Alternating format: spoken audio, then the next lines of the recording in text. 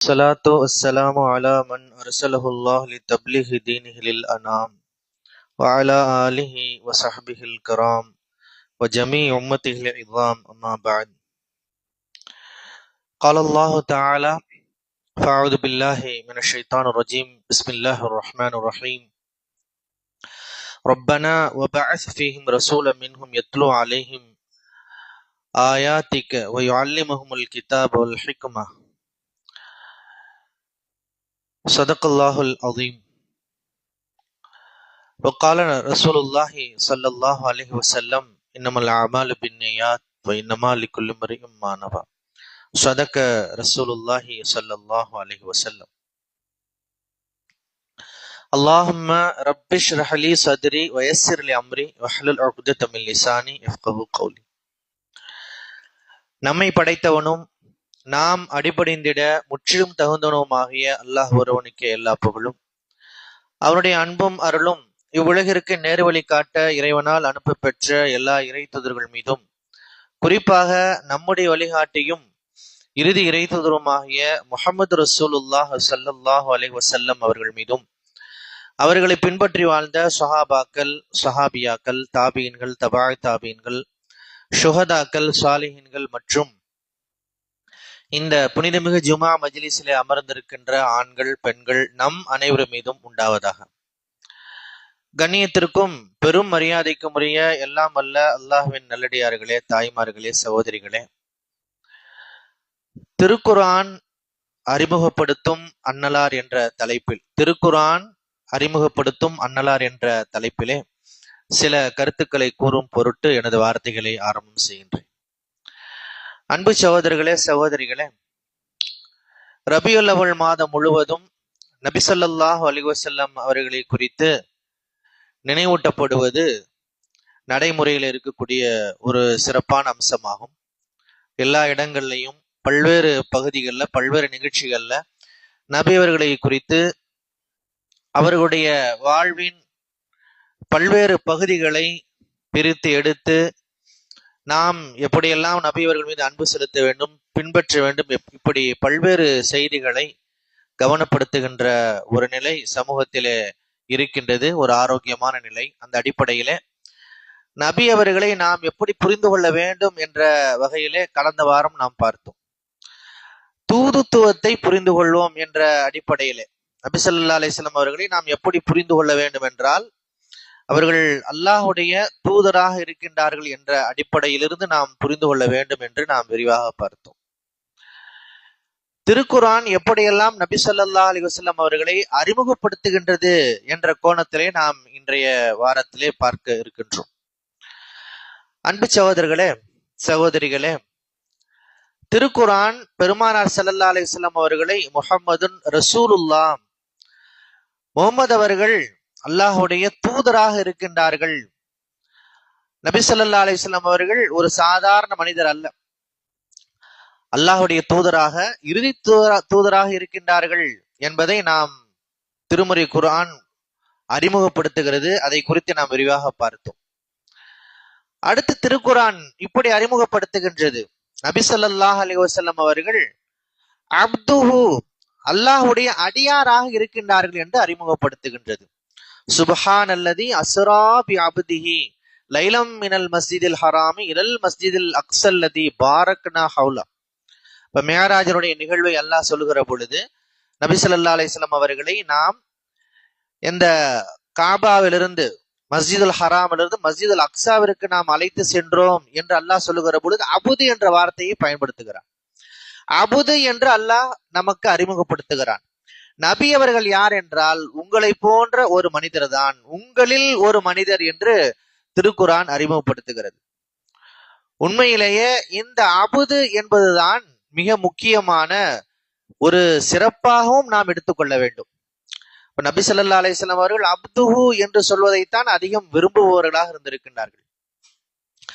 ரசூல் என்று எங்கெல்லாம் சொல்லப்படுகிறதோ அங்கெல்லாம் அப்துஹு சேர்த்து சொல்வது நபி ஸல்லல்லாஹு அலைஹி வஸல்லம் அவருடைய வளமையாக இருந்தது.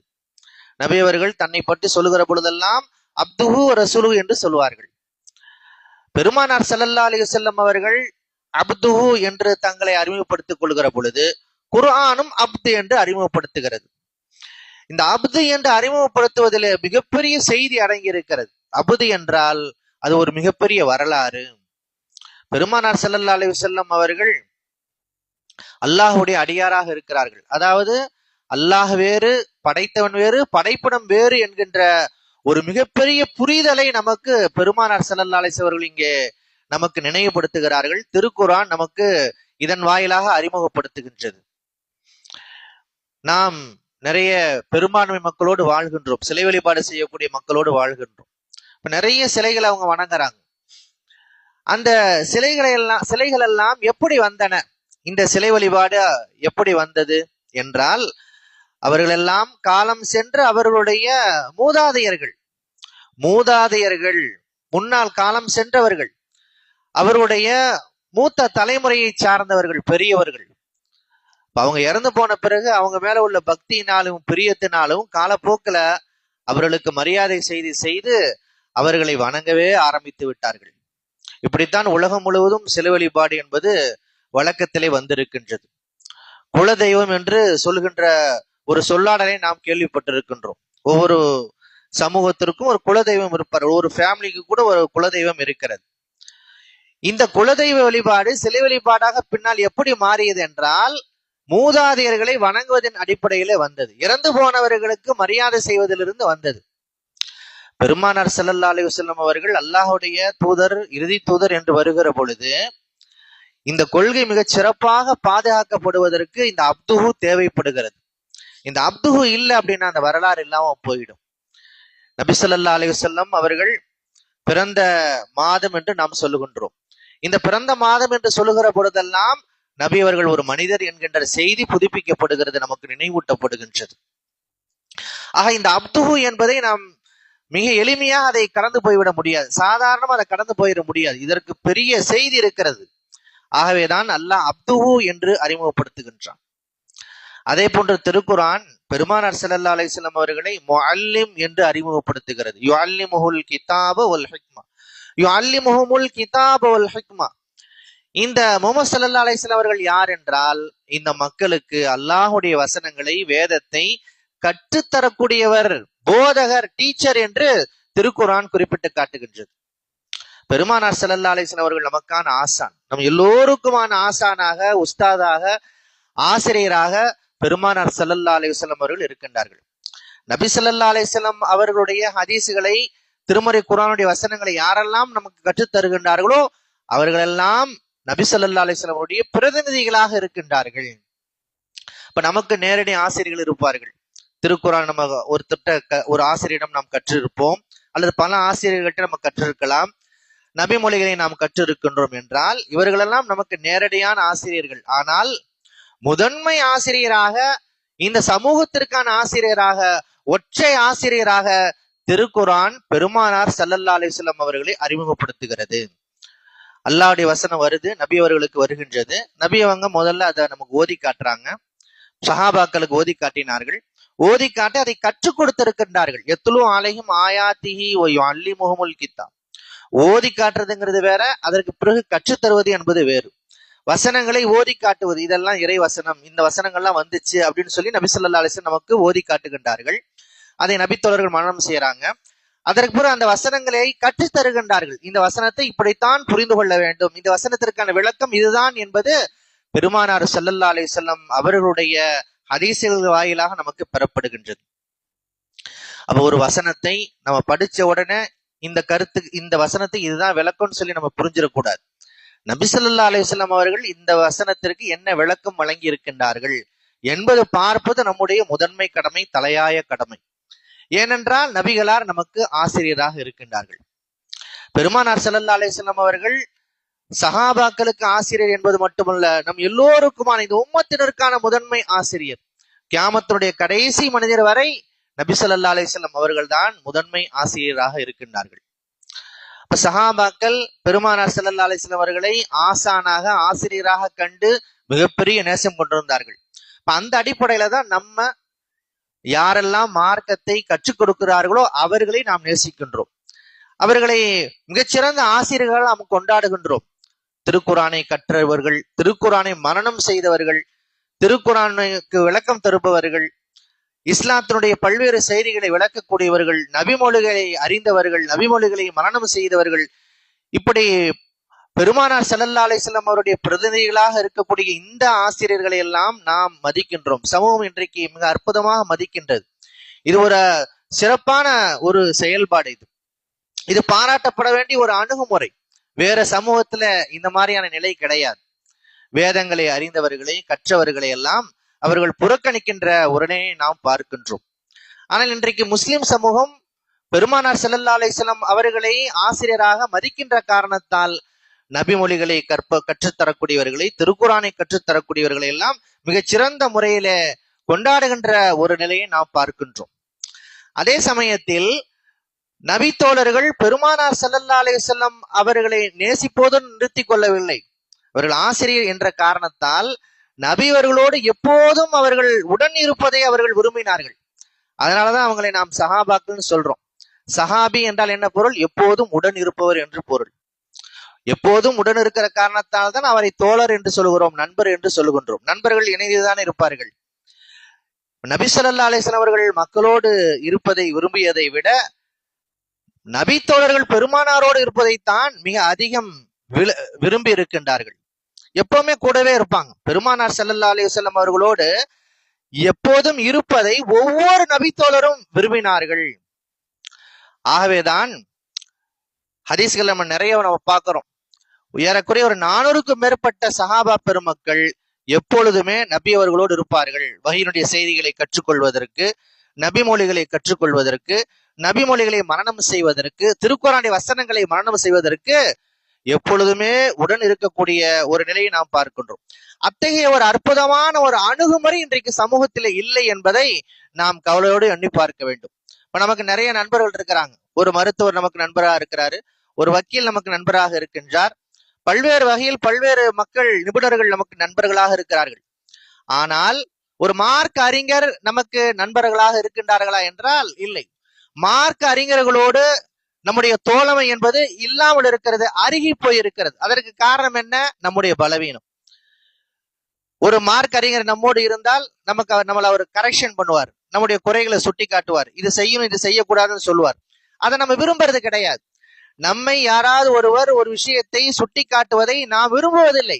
ஆகவே அது போன்ற மார்க்க அறிஞர்களை நாம் அவர்களுடைய தோழமையை நாம் ஒருபோது விரும்புவதில்லை. நாம் மார்க்கத்தை விரும்புகின்றோம், மார்க்க அறிஞர்களை விரும்புகின்றோம். ஆனால் அவர்களுடைய நட்பை நாம் விரும்புகின்றோமா என்றால் இல்லை. பெருமானார் ஸல்லல்லாஹு அலைஹி வஸல்லம் அவர்கள் சிறந்த ஆசிரியராக இருந்தார்கள். நபித்தோழர்கள் சிறந்த ஆசிரியர் என்று உள்வாங்குவதோடு மட்டுமல்லாமல் மிகச்சிறந்த முறையில அவர்களை தோழமையும் கொண்டிருந்தார்கள். திருக்குரான் ஆசிரியர் என்று அறிமுகப்படுத்துவது போல பெருமானார் ஸல்லல்லாஹு அலைஹி வஸல்லம் அவர்களை குறித்து திருக்குரான் எப்படி அறிமுகப்படுத்துகிறது என்றால், நபி ஸல்லல்லாஹு அலைஹி வஸல்லம் அவர்கள் இன்னக லஅலா ஹுலுகின் அதீம், மிகச்சிறந்த நற்குணம் கொண்டவர் என்று திருக்குரான் அறிமுகப்படுத்துகிறது. பெருமானார் ஸல்லல்லாஹு அலைஹி வஸல்லம் அவர்களை பற்றி யார் பேசினாலும், யார் எழுதினாலும் நபி அவருடைய நற்குணத்தை பற்றி தொடாமல் கடந்து செல்ல முடியாது. அது முஸ்லிம்களா இருந்தாலும் சரி, முஸ்லிம் அல்லாத மக்களாக இருந்தாலும் சரி. நபி ஸல்லல்லாஹு அலைஹி வஸல்லம் பத்தி பேசினாலே நபி அவருடைய நற்குணத்தை பற்றி தான் பேச முடியும். அந்த அளவிற்கு நபி ஸல்லல்லாஹு அலைஹி வஸல்லம் அவர்கள் நற்குணத்தின் சிறந்த முன்னுதாரணமாக இருந்திருக்கின்றார்கள். ஏராளமான சான்றுகள் இருக்கின்றன. திருக்குரான் நபி அவர்களை குறித்து இன்னக லஅலா ஹுலுகின் என்று நற்சான்றிதழ் வழங்குகிறது. இப்ப குர்ஆனுடைய வார்த்தைனா இறைவனுடைய வார்த்தை. நம்மை பற்றி, நம்மை படைத்த இறைவன் ஒன்றை சிலாகித்து சொல்லுகிறான் என்றால் அதை விட வேறு சான்று நமக்கு தேவையில்லை. நபி அவர்களை குறித்து அல்லாஹ் குறிப்பிடுகின்றான், திருமறை குர்ஆன் குறிப்பிடுகிறது, இன்னக லஅலா ஹுலுகின் அலீம், நீங்கள் மிகச்சிறந்த நற்குணம் கொண்டவராக இருக்கின்றீர்கள். அலீம் என்கிற வார்த்தை அல்லாஹ் பயன்படுத்துகிறான். அதாவது நிகரற்ற பிரம்மாண்டமான நற்குணத்தை கொண்டவராக நீங்கள் இருக்கின்றீர்கள் என்று திருக்குர்ஆன் நற்சான்றிதழ் வழங்குகிறது. பெருமானார் ஸல்லல்லாஹு அலைஹி வஸல்லம் அவருடைய உம்மத்தினராக இருக்கக்கூடிய நாம் நபி ஸல்லல்லாஹு அலைஹி வஸல்லம் அவர்களுடைய இந்த நற்குணத்திலிருந்து நாம் மிகச்சிறந்த படிப்பினைகளை பெற வேண்டும். நபி ஸல்லல்லாஹு அலைஹி வஸல்லம் அவர்கள் மாதிரி நாம் தொழுகின்றோமா? தொழுகின்றோம். நபி ஸல்லல்லாஹு அலைஹி தஹஜ்ஜுத் தொழுதாங்களா? அதே மாதிரி நம்மளும் தொழுவதற்கு தயார். நபி ஸல்லல்லாஹு அலைஹி வஸல்லம் அவர்கள் திங்கள் வியாழன் நோன்பு நோற்றார்களா? நானும் நோன்பு நோற்பதற்கு தயார். எல்லாமே பார்த்து பார்த்து செய்கின்றோம். ஆனால் நபி அவர்கள் எப்படி நற்குணத்தோடு நடந்து கொண்டார்கள், எப்படி நற்குணத்தை வெளிப்படுத்தினார்கள் என்ற அடிப்படையில் நாம் நபி அவர்களை பார்ப்பது கிடையாது.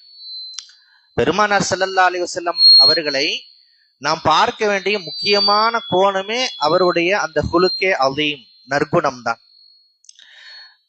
பெருமானார் ஸல்லல்லாஹு அலைஹி வஸல்லம் அவர்களை ஒரு நல்ல ஆன்மீக தலைவராக, பெருமானார் ஸல்லல்லாஹு அலைஹி வஸல்லம் அவர்களை ஒரு நல்ல அரசியல் தலைவராக, பெருமானார் ஸல்லல்லாஹு அலைஹி வஸல்லம் அவர்களை ஒரு நல்ல வழிகாட்டியாக பார்க்கின்ற பொழுதெல்லாம் நாம் தனிப்பட்ட முறையில் பார்க்க தவறி விடுகின்ற பெரிய பக்கமே இதுதான்.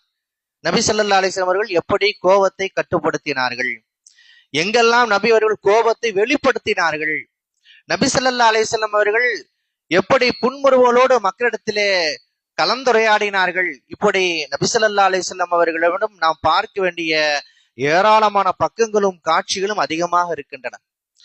இப்ப நபி ஸல்லல்லாஹு அலைஹி வஸல்லம் அவர்களை பார்த்து பார்த்து ஒரு மனிதன் வாழ பழகிவிட்டான் என்றால் அவனை சுற்றிலும் எப்பொழுதும் நண்பர்கள் இருப்பார்கள், உறவினர்கள் இருப்பார்கள். அவர்கள் ஒரு மனிதர் நபி அவர்களை பின்பற்றுகின்ற, நற்குணத்தை பின்பற்றுகின்ற ஒரு மனிதர் செல்லும் இடங்களிலெல்லாம் மகிழ்ச்சியை தவிர வேறு எதுவும் இருக்காது. காரணம் என்ன? நபி ஸல்லல்லாஹு அலைஹி வஸல்லம் இருக்கின்ற இடத்திலே மகிழ்ச்சி இருக்கும், ஆனந்தம் இருக்கும், எல்லோரும் மகிழ்ச்சியாக இருப்பார்கள், சிரித்துக் கொண்டிருப்பார்கள். யாருமே பாரத்தோடு இருக்க மாட்டார்கள், யாரும் சுணக்கத்தோடு இருக்க மாட்டார்கள்.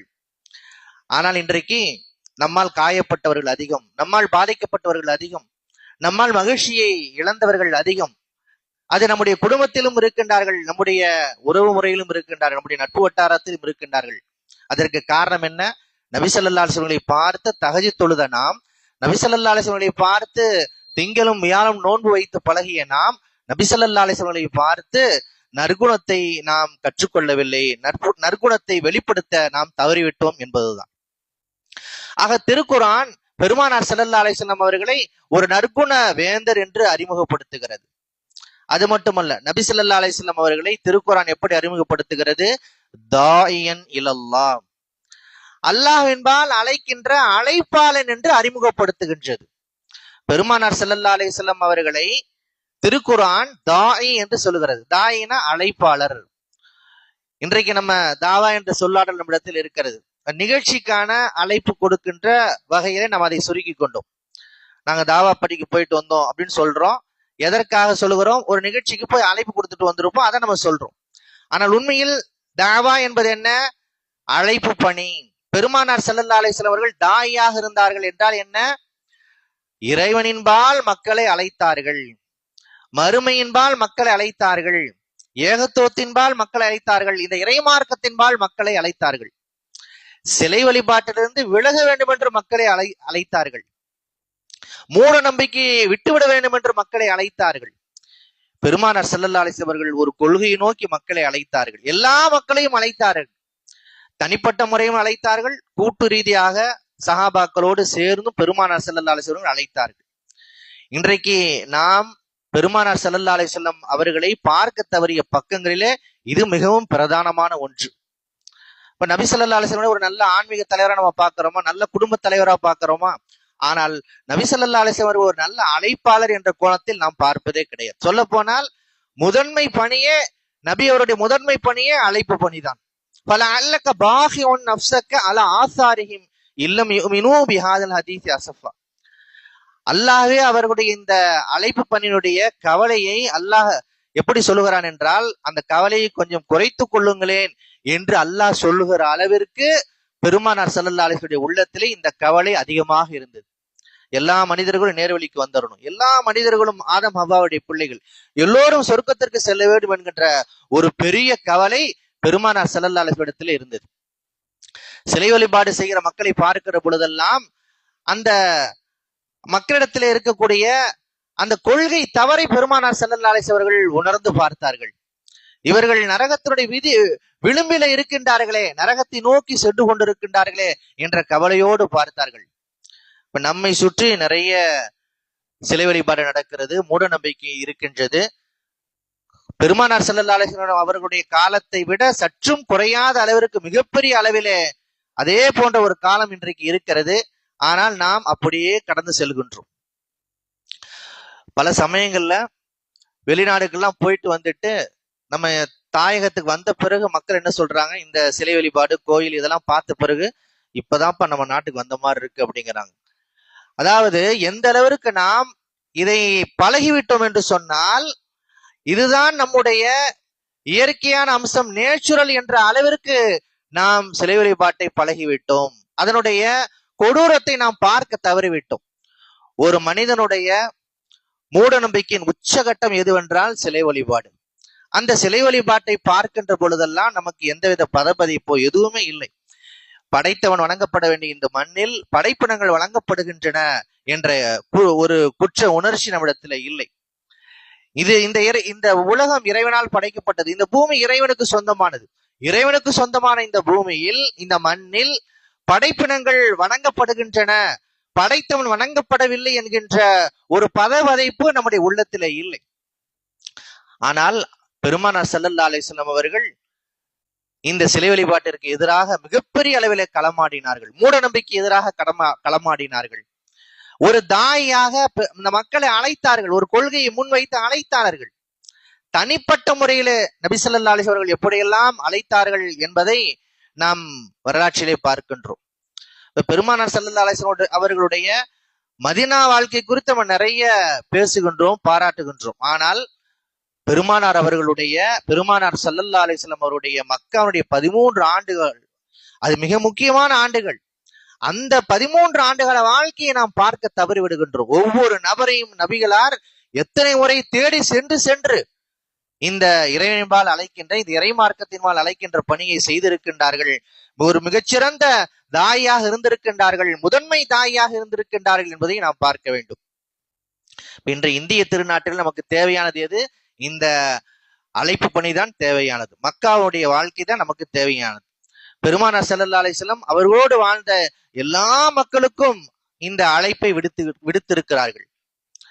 இப்ப நம்ம கூட வாழக்கூடிய மக்களுக்கு இந்த அழைப்பை நாம் வைத்து விட்டோமா, அந்த அழைப்பை சேர்ப்பித்து விட்டோமா என்ற ஒரு பெரிய கேள்வி இருக்கின்றது.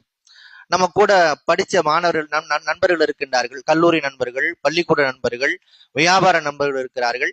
இப்படி பல நண்பர்கள் இருக்கின்றார்கள். அவர்கள் சிலை வழிபாட்டிலே மூழ்கி இருக்கின்றார்கள், மூட நம்பிக்கையிலே மூழ்கி இருக்கின்றார்கள். பெருமானார் ஸல்லல்லாஹு அலைஹி வஸல்லம் அவருடைய பிரதிநிதி என்கின்ற அடிப்படையில், நபிகளார் ஒரு அழைப்பாளர், ஆகவே நானும் ஒரு அழைப்பாளர் என்கின்ற அடிப்படையில் நாம் அவர்களுக்கு இந்த செய்தியை, இந்த அழைப்பை முன்வைத்திருக்கிறோமா என்றால் இல்லை.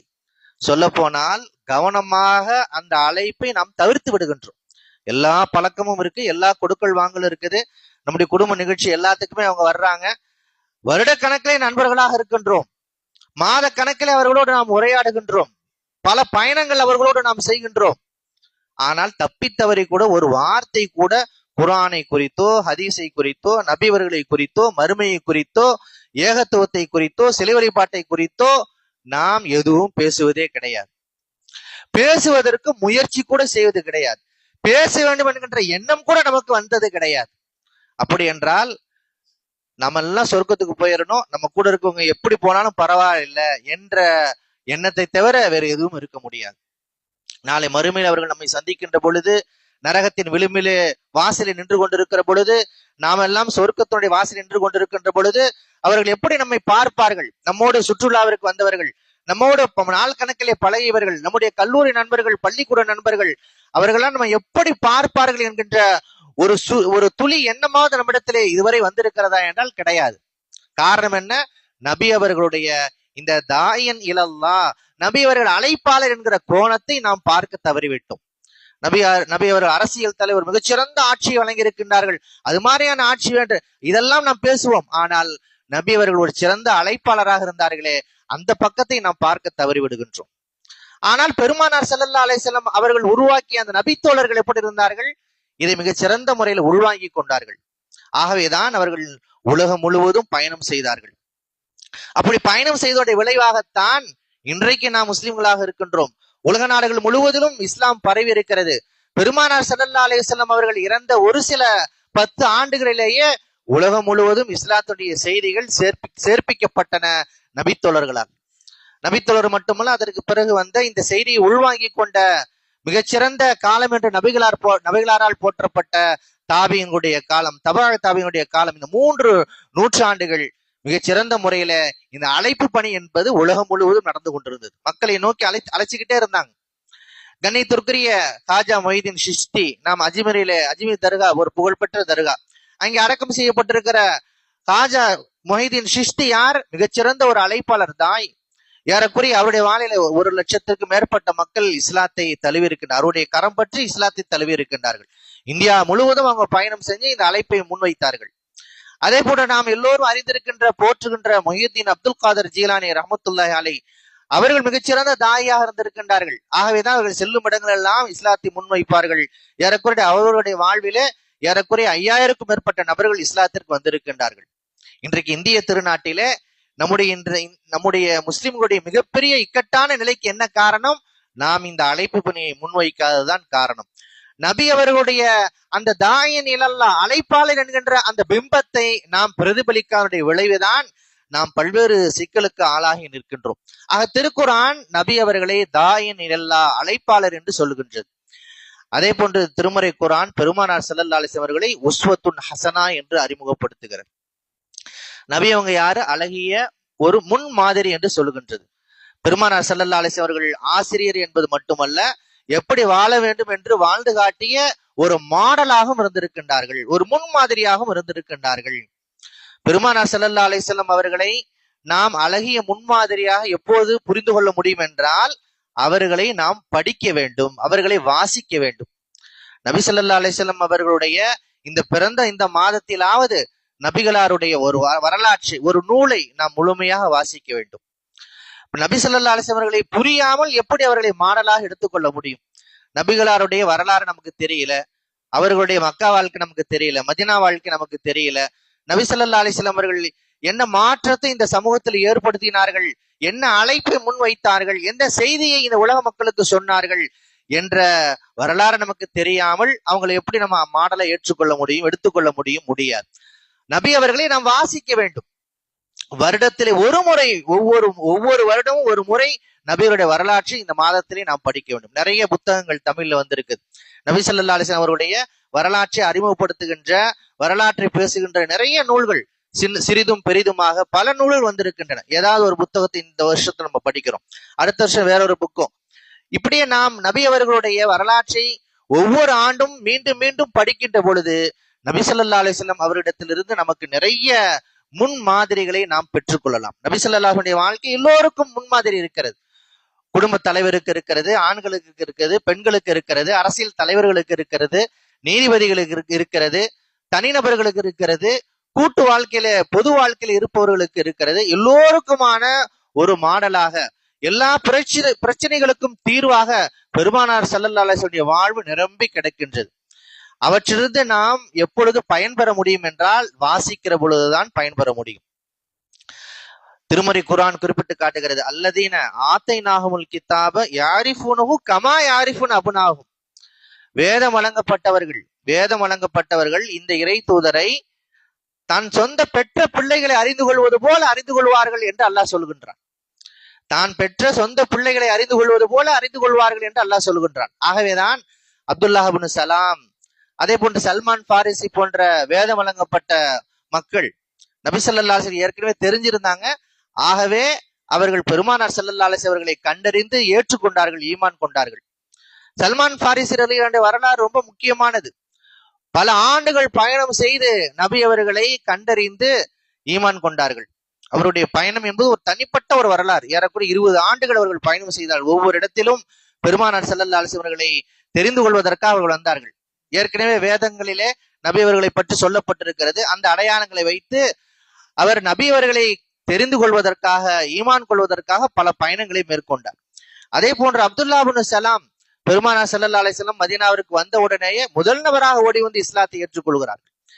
இப்ப இவங்கெல்லாம் யாரு? ஏற்கனவே தெரிஞ்சிருந்தாங்க, அறிந்திருந்தார்கள், ஆகவே இஸ்லாத்தை ஏற்றுக்கொண்டார்கள். இன்றைக்கு நாம் நபி அவர்களை ஏற்றுக்கொண்டிருக்கின்றோம், ஆனால் நபி அவர்களை பற்றி தெரிந்திருக்கிறோமா என்கிற கேள்வி எழுகிறது. நபி ஸல்லல்லாஹு அலைஹி வஸல்லம் அவர்களை நாம் ஏற்றுக்கொண்டிருக்கின்றோம், ஆனால் நபி அவர்களை பற்றி நாம் தெரியாமல் இருக்கின்றோம். முஹம்மது ஸல்லல்லாஹு அலைஹி வஸல்லம் வாழ்க்கையினுடைய ஒவ்வொரு பகுதியும் நாம் ஒவ்வொருவருக்கும் தெரிய வேண்டும். இதே ஆலிம்கள் மட்டும் அதை தெரிஞ்சிருப்பாங்க, அல்லது அறிஞர்கள் மட்டும் அதை நபிகளாருடைய வரலாறை தெரிஞ்சிருப்பாங்க. நமக்கு வருஷம் கதையா சொல்லிக்கிட்டே இருப்பாங்க. என்ற அடிப்படையில் இன்றைக்கு சமூகம் நகர்ந்து கொண்டிருப்பதை நாம் பார்க்கின்றோம். நபி அவருடைய வரலாற்றை நாம் வாசிக்கிற பொழுதுதான் நபி அவர்களுடைய வாழ்விலிருந்து ஒரு மாடலை, ஒரு முன்மாதிரியை நாம் பெற முடியும். ஆக திருக்குர்ஆன் இப்படி பல்வேறு கோணங்களிலே நபி அவர்களை அறிமுகப்படுத்துகின்றது. பெருமானார் ஸல்லல்லாஹு அலைஹி வஸல்லம் அவர்களை திருக்குர்ஆன் எப்படியெல்லாம் அறிமுகப்படுத்துகின்றதோ அந்த அடிப்படையில் பெருமானார் ஸல்லல்லாஹு அலைஹி வஸல்லம் உள்வாங்க வேண்டும், நாம் பின்பற்ற வேண்டும். எல்லாம் அல்ல அத்தகைய ஒரு நற்பெற்றினை நம்ம அனைவருக்கும் வழங்க வேண்டும் என்று துவா செய்து இந்த அளவில் நிறைவு செய்து கொள்கிறேன். பாரக்கல்லாஹு லனா வலக்கும் ஃபில் குர்ஆனில் அதீம் வனஃபஅனா வய்யாக்கும் பில் ஆயாத்தி வذிக்ரில் ஹகீம் இன்னஹு தஆலா ஜவாதுன் கரீம் மலிகுன் கதீமும் பர்ரூஃபுர் ரஹீம் வரப்புன் ஹலீம்.